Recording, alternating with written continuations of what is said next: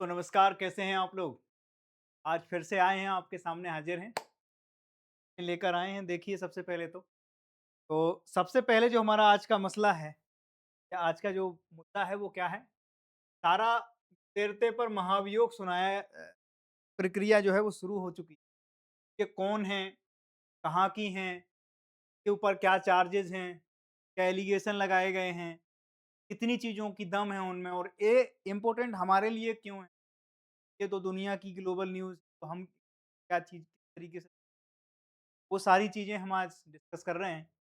और उसके पहले मैं आपको बता देना चाहता हूँ कि अब हम एक नई चीज़ भी बहुत जल्द लॉन्च करने वाले हैं।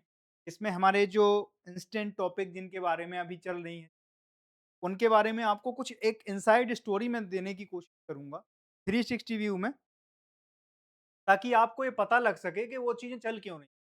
देखो मैंने बार-बार मैं कहता हूँ, हर बार कहता हूँ कि देखो मुर्गे लड़ाने से कोई फ़ायदा नहीं। हैदराबाद के निज़ाम के मुर्गे, अपन को इसके पीछे की इनसाइड समझने की कोई भी चीज़ है, हम ये देख रहे हैं आज सोशल मीडिया के माध्यम से हर जगह पे लोग 2 चीज़ों में बँट जाते हैं। एकदम हो जाते हैं कि वो लेफ्ट विंग हो गया, राइट विंग हो गया या कुछ भी तरीके से। उनमें जो पार्टीशन बनता है, जबकि इनसाइड किसी को भी नहीं मालूम है। आप किसी को जाओ, वो एक मैं एक बार सोशल मीडिया पे वो कह रहा था कि हमारी माँगें पूरी करो। बोले माँगें क्या हैं? बोले अंग्रेजों भारत छोड़ो। तो बोले माँगें क्या हैं? बोले तानाशाही नहीं चलेगी। तो नेताजी का वही वाली बात है। आपको चूँकि शासक बनना है, तो चीज़ें भीड़ के मतलब शोर से ज़्यादा आप उस चीज़ पे कैसे रिएक्ट करेंगे? क्या चीज़ें एक्चुअल क्या हैं वो चीज़ें आपके पास होना। बात समझ में आई आपके? तो आपको ये चीज़ें देखनी है और मैं उसके पहले अब चलते हैं। सबसे पहले है ये फिलीपींस की राष्ट्रपति, ठीक है?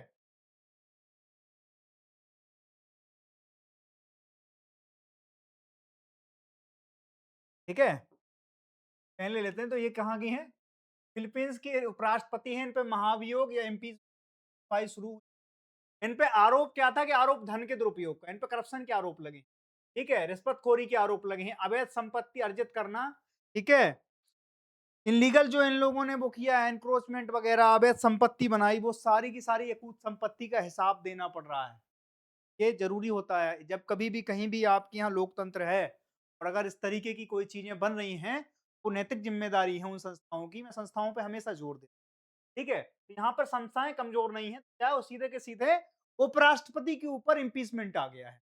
हमारे यहाँ 2 तरीके से इम्पीचमेंट आता है, आप अगर देखें तो आर्टिकल 61 जो है हमारा, में राष्ट्रपति के इम्पीचमेंट की बात होती है, ठीक है? आर्टिकल 61 है क्या? आर्टिकल 61 में इम्पीचमेंट इस तरीके से आता है कि राष्ट्रपति को क्या करना होता है और उसके महाभियोग लाने से पहले सदन के टोटल सदन के जो सदस्य हैं, उनके 1/4 एक चिट्ठी लिखेंगे। इससे कम नहीं हो सकते हैं। इम्पीचमेंट की प्रक्रिया में आपको बता देता हूं कि इसमें 1/4 लोग क्या करते हैं, राष्ट्रपति को ही चिट्ठी लिखते हैं कि हम आप पे महाभियोग लाने वाले हैं और उसके कितने दिन पहले लानी होती है वो, 14 दिन पहले लानी होती है। 14 दिन पहले उनको एक चिट्ठी लिखी जाएगी। चिट्ठी में 1/4 सदस्यों के, टोटल सदस्यों की जो गैदरिंग होगी उनके 1/4 की सिग्नेचर होंगे उस चिट्ठी पे। इसके बाद उन्हें दी जाएगी, सौंपी जाएगी।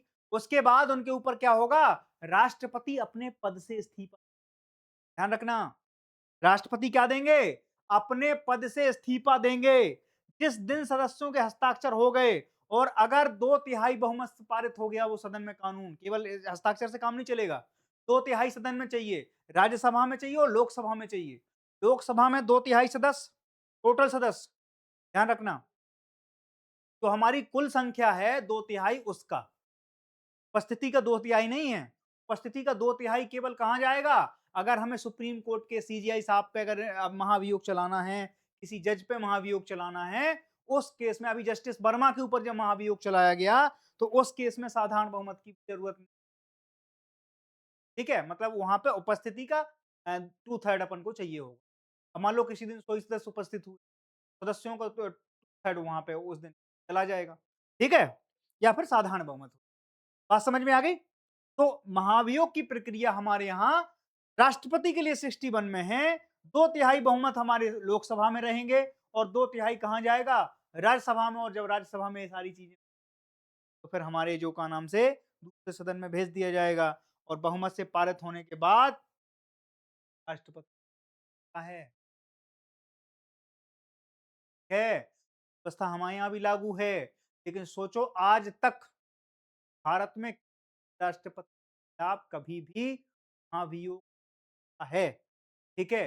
अब कोई कहे, सर अगर राष्ट्रपति ने क्या नाम से किसी को चाकू मार दी तो क्या होगा? तो क्या होगा?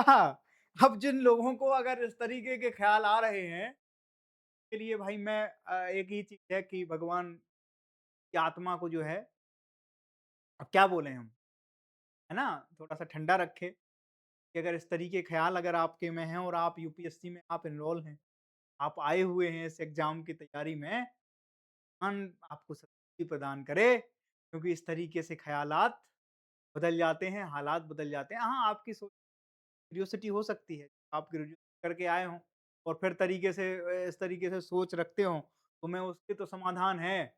मान लो कोई 10 साल से बाबा बन चुका है, मार्केट में डला हुआ है, उसने सारी टेस्ट चीज़ का घोल बना के पी रखा है। कोई भी मार्केट में उड़ता हुआ कोई भी किसी भी तरह का सवाल आता है वो सॉल्व कर देता है। वो भी अगर इस तरीके का ख़्याल रखता है, राष्ट्रपति आदमी को तो पहले उसको अपने पद क्या करेंगे? उस पर साधारण तरीके से आम आदमी की तरह फिर उसमें क्या होगा, पूरी की पूरी कानूनी प्रक्रिया लागू होती है। राष्ट्रपति पद का महत्व है, व्यक्ति का महत्व नहीं, ध्यान रखना। उस व्यक्ति के रूप में उसको वो सारी चीज़ें आप वो कर लेकिन पद के रूप में आप सोचो राष्ट्रपति को तो आपका अगर किसी को फांसी हो रही है, दान तक का अधिकार है राष्ट्रपति को। हर आदमी जो हाई प्रोफाइल होता है और उसको अगर ये जाता है, आप अब मुझे महामहिम साहब महामहिम हमें एक अवसर और दिया जाए जीने और अगर उन्होंने दे दिया, कोर्ट सारी कार्रवाइयों ठीक है? लेकिन अगर वही राष्ट्रपति कोई कांड कर दे तो? फिर पहले उसका इस्तीफा होगा, फिर वो भी चिट्ठी लिख रहा होगा। अब जो वर्तमान राष्ट्रपति साहब हैं, महामहिम साहब, मैं आपसे एक गुज़ारिश करता हूँ कि ये गलती से हो गया मुझसे, मैं आपसे निवेदन करना चाहता हूँ, आप हमें ठीक है? तो इस तरीके से काम होता है और अगर वहीं अगर हम सुप्रीम कोर्ट के लिए देखें तो क्या चीज़ है? सुप्रीम कोर्ट का क्या है? तो आर्टिकल 124 है हमारे यहाँ संविधान में। आर्टिकल 124 ये कहता है कि अगर किसी भी जज के खिलाफ कदाचार का कोई मामला आया, अभी यशवंत वर्मा साहब का जब हुआ तो यहाँ से दिल्ली से उन्हें कहाँ डिपोर्ट किया था? Allahabad high court. Allahabad high court में फिर उनके पास फिर क्या हुआ? वहाँ कदाचार का मामला साबित हो बाद ये सारी की सारी चीज़ें थी। इसके लिए संसद दोनों सदनों में विशेष बहुमत उपस्थित मतदान का होता है 2/3 में तो बात कर रहा हूँ और उसमें क्या होता है टोटल मतदान जो होता है मतलब जो टोटल सदस्य हैं उनका 2/3 होता है। ठीक है? अपने यहाँ राष्ट्रपति के ऊपर महाभियोग की प्रक्रिया बहुत जटिल होती है। इसीलिए और दूसरी बात ये है कि बहुत अच्छे लोग मिले। राष्ट्रपति के तौर पर भारत को बहुत अच्छे लोग मिले। प्रधानमंत्री के तौर पर इस भारत को बहुत अच्छे नेता मिले। कोई भी राष्ट्रपति प्रधानमंत्री के पद पर हमारे यहाँ कोई भी व्यक्ति रहा हो। आप थोड़ा कल्पना करो ना 250-300 साल पहले अमेरिका का नाम से आज़ाद हुआ, उसके बाद वहाँ डेमोक्रेसी आई। डेमोक्रेसी के बाद अब देखो राष्ट्रपति आप ये चीज़ इस तरीके से तुलना करोगा, हर जगह तुलना ना किया करो। आप वहाँ के राष्ट्रपतियों से हमारे यहाँ के राष्ट्रपति की तुलना करके देखो ना फिर। हर जगह आप कहते हो कि डेवलपमेंट उनके पास संसाधन कितने सारे हैं, उनके पास लैंड कितनी ज़्यादा है, क्षेत्रफल क्या है उनका, उनके पास नेचुरल रिसोर्सेज़ क्या-क्या हैं, उनके पास टेक्नोलॉजिकल वैल्यूज़ क्या-क्या हैं, उनकी स्थितियाँ कितने साल पहले वो आज़ाद हुए, सबसे रिसर्च एंड डेवलपमेंट ऐतिहासिक भूमियाँ क्या रहीं, वो सारी चीज़ों को जब हम एनालिसिस करते हैं, हम ये पाते हैं, भारत बहुत अच्छी स्थिति लोग कहते हैं नासा और इसरो मैं इसरो को बहुत अब कोई कहेगा कि यार आप तो इसीलिए तो मैं कर पाता हूँ। अगर मैं कोई वैसा व्यक्ति होता, जिसका मानसिक संतुलन जो है हिला हुआ है, मैं ये बातचीत कर ही नहीं पाता। तो अगर यहाँ पर महाभियोग की प्रक्रिया जारी हो रही है, हमारे यहाँ पे क्या है, राष्ट्रपति के लिए महाभियोग की प्रक्रिया अलग है, हमारे यहाँ जज के लिए प्रक्रिया अलग है। यशवंत वर्मा साहब का केस आया था, कदाचार का मामला था, 124 के तहत का नाम से पर कदाचार का मामला पड़ा, इस्तीफ़ा देना पड़ा और इसमें भारत में किसी भी जज का महाभियोग द्वारा पद से हटाया नहीं गया था, लेकिन जस्टिस पी रामास्वामी और जस्टिस सौमित्र सेन जैसे न्यायाधीश के खिलाफ यह प्रक्रिया, ठीक है? और अभी यशवंत वर्मा साहब, ठीक है? तो ये सारी की सारी चीज़ें हमारे यहाँ होती हैं, पर हमारे यहाँ अभी तक किसी भी राष्ट्रपति का अभियोग नहीं लाया गया। बचाव पक्ष का दावा, तारा दुत्ते ने आरोपों को राजनीति से बताया है, ये सभी आरोपों से इनकार किया गया है। अब जैसे हमारे यहाँ अभी एक मामला उज्जैन से सामने आया था। मध्य प्रदेश के चीफ मिनिस्टर साहब हैं। चीफ मिनिस्टर साहब ने ये उसमें बताया गया, इंडियन एक्सप्रेस की एक रिपोर्ट थी, जिसमें ये बताया गया कि साहब इनके खिलाफ ना इन्होंने जब से मंत्री बने, मंत्री के शिवराज सरकार में वो मंत्री भी थे और मंत्री के बाद फिर अभी वो मुख्यमंत्री बन गए। मुख्यमंत्री बने तो उसमें बताया गया कि जब से ये मंत्री बने तब से अ, प्रॉपर्टी और इनके जो धन में जो वो हुई है, बढ़ोतरी हुई है, वो कई सौ गुना ज़्यादा हुई है। ठीक है? तो अब उन पे भी कदाच वो उसका मामला बनता है कि भाई करप्शन किया है, लेकिन अब करे कौन? तो यहाँ पर संस्थाओं की ज़िम्मे एक बार उनकी रिपोर्ट लेकर तो क्या नाम से वेरीफ़ाई करके सारी की सारी चीज़ें, हमेशा क्या कहता है कि राजनीति से हमेशा वो कहते हैं राजनीति से प्रेरित है ये पूरा का पूरा। जब कभी किसी भी नेता पे इस देश में कोई भी कार्रवाई करने का आप वो बनाए, वो कहते हैं राजनीति से, राजनीति सारी चीज़ें प्रेरित हैं। आपकी फल ग्रोथ हुई है, नेचुरली ग्रोथ बोलते हैं नेता इसको। तो हम लोग पूरी पीढ़ियाँ खपा देते हैं और हमारी जो ग्रोथ होती है 10%, 12%, 15%, इनकी शुरू ही 1000, 2000, 5000% से, ठीक है? इनके लिए वो नेचुरल है। अगर 5000% से नीचे ग्रोथ है, किसी भी नेता की, नाम नहीं लूँगा, आप लाइन से सोच लो किसी भी पार्टी का। आपको मुर्गे की तरह लड़ा-लड़ा कर नेताओं ने इतनी प्रॉपर्टी हासिल की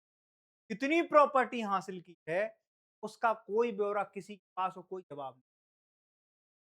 कोई भी प्रोजेक्ट, कोई भी टेंडर इस देश में होता है, आप कटिंग जानी है, ठीक है? तो खैर चीज़ें बहुत सी चीज़ें होती भी हैं, पर मैं उनके विषय में जाना नहीं चाहता। मैं तथ्यों के हिसाब से बात करूँगा आपके लिए, ठीक है? तो संस्था के तौर पे क्या है, आरोप हैं वो कह रहे हैं कि ये राजनीति से और इन आरोपों से सारी चीज़ें सुनवाई की अवधि क्या है कि मुकदमा कई सप्ताह से लेकर लगभग 3 तक चल सकता है। अब यहाँ पर ड्यूरेशन बहुत ज़रूरी है। हमारे यहाँ क्या है कि हमारे यहाँ इतनी तुरंत चीज़ें, हमारे यहाँ सप्ताह और 3 महीने के अंदर कुछ एक रिपोर्ट बनेगी, फिर इसके बाद वही आरोप अगर सिद्ध हो, चार्जशीट उस तरीके से हमारे यहाँ काम, ठीक है? हमारे यहाँ में इनमें अंतर है और इसीलिए हमने बहुत से रिफ़ॉर्म लाए हैं जुडिशरी के अंदर, हमने अपनी पुलिसिंग के अंदर, सारी चीज़ों को एक इंटीग्रेटेड उसमें वे में देखा था। पिछली बार हमने जब था आभा के बारे में हमने आपको बताया था। आभा यही करता है, जुडिशरी, पुलिसिंग, है ना? सर्विलांस, सारी चीज़ों का एक कनेक्टेड प्लेटफ़ॉर्म बना रही है गवर्नमेंट। तो इनसे क्या होगा, इसी चीज़ का हम लोग इन्हीं चीज़ों को पाने के लिए कि हमारे यहाँ एफिशिएंसी तरीके से बढ़ जाए, कि हम किसी चीज़ का ड्यूरेशन कम कर पाएँ। अब किसी नेता को मान लो चारा घोटाला में लालू जी गए, अब पूरे जीवन भर वो सोचो वो आदमी क्या नाम से मंत्री बना रहा, किसी रहा, रेल मंत्री रहा और पता चला कि चारा घोटाला होने के 20 साल बाद सज़ा मिली। किस काम का न्याय? आपने कोई घटना 2010 में करी, आपको उसकी 2040 में सज़ा मिली, आप कहेंगे 3 साल तो लग्ज़री कट गए। और इससे क्या होता है, जुर्म करने पे आपको प्रोत्साहन महसूस होने लगता है।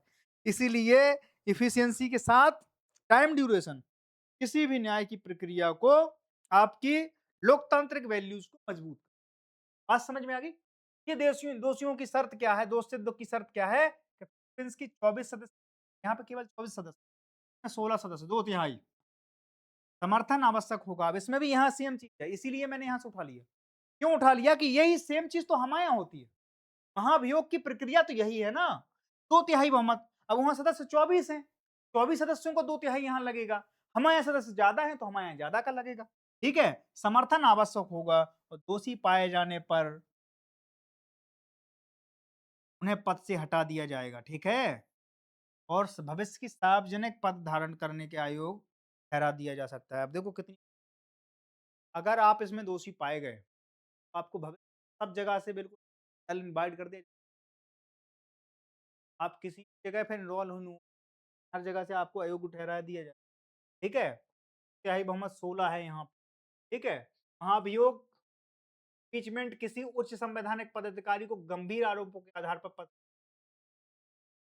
दिया है। अब सोचो कि कोई लुंजू-पुंजू आदमी को तो कोई दिक्कत ही नहीं है। यहाँ पे कौन से लोग बड़ी मछली तो बड़ी मछलियाँ समुद्र में कोई दिक्कत कर देती हैं, गंदगी पैदा कर देती हैं, के ऊपर फिर बड़े जाल डाले जाते हैं। वो बड़े जाल के ही इम्पीचमेंट कहते हैं, ठीक है? ये बड़े लोगों के लिए ही है, राष्ट्रपति, जज इन सब लोगों के लिए आता है। नॉर्मल आदमियों के लिए तो अदालतें ही काफ़ी हैं और पुलिस वाले ही काफ़ी हैं, ठीक है? फिलीपींस की शासन व्यवस्था क्या है कि फिलीपींस की राष्ट्रपति प्रणाली है, ठीक है? प्रेसिडेंशियल सिस्टम है। यहाँ राष्ट्रपति और उपराष्ट्रपति का चुनाव सीधे जनता द्वारा किया जाता है। हमारे यहाँ क्या है?